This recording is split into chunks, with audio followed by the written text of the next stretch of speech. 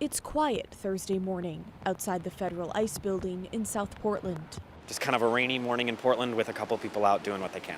Jack, who's been protesting for months, And it's evolved, wears the message he wants to send. It kind of dismantles their narrative that we're some radical terrorist organization. Like, we're just kind of Portlanders keeping Portland weird.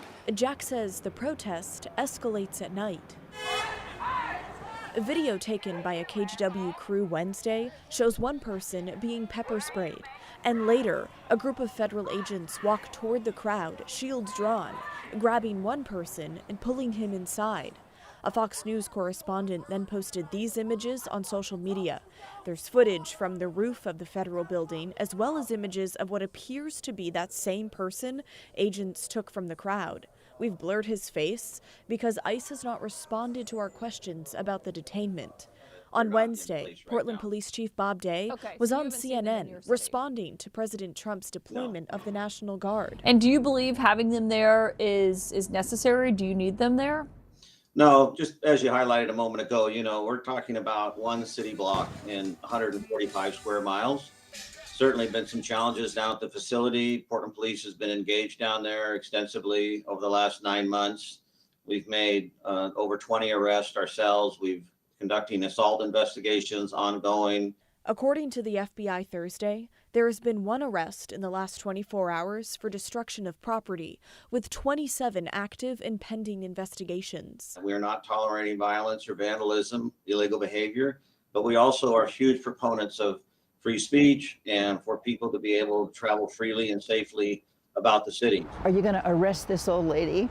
I must have made him mad. Johanna King lives in senior housing, I don't know where to even start. not far from the ICE building. I had my kids over here for dinner. We were upstairs in the 24th floor, and we saw these helicopters going by. That was Sunday. We decided to go down to have a look, see what was happening. Johanna says she was standing on public property when her family started shouting at federal agents. A bunch of these black clothed fellows appeared behind the gate, about 10 or 12 of them, a big crowd. So we thought, oh, something's going to happen.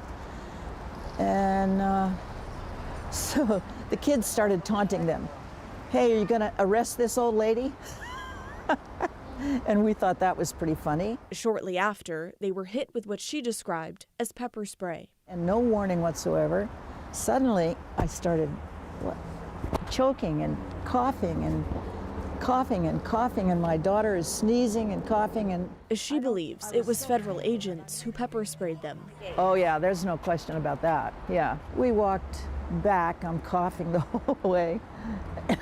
I'm still coughing a little. Johanna I'm a photographer, I think I mentioned. has been documenting protests for decades. I have a whole bunch of pictures, including me I'm standing over the line here, and I said to my daughter, take some pictures of me. And I've been through this before, I'm old enough at 86 to have seen, number one, demonstrating is really important. Standing up for the rights of yourself and other people, it's really important. You have to do it. And secondly, it makes a difference in the long run. So yesterday, a Portland woman made her first appearance in federal court, charged with a felony for allegedly assaulting law enforcement at the ICE building. Court documents say that on Tuesday night, 39-year-old Catherine Megan Vogel allegedly put red paint on the driveway of the ICE building. Federal officers stopped her and took her inside for questioning for defacing federal property. She then allegedly hit one of the agents in the jaw. In a statement, the U.S. Attorney for the District of Oregon says violence and property damage at the ICE building or any other federal building will not be tolerated. If you assault a federal law enforcement officer or damage federal property, you will be arrested and federally prosecuted.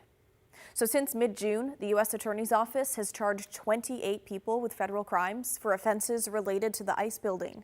As for Vogel, she has been released until her next court date. If convicted, she could face up to 8 years in federal prison. And let's pause on that topic of arrests, detainments, and charges for alleged crimes at and near the ICE facility. Figuring out who is in charge and what happens after someone is taken into custody is not always straightforward. Here's why. At times, protesters are interacting with city police, county deputies, or federal agents, and each agency handles arrests differently. That makes it harder for the public and journalists to track exactly what's happening. Now, most of the video that you've seen of law enforcement around the ICE building involves federal officers who are responsible for securing that facility and enforcing federal law around that building.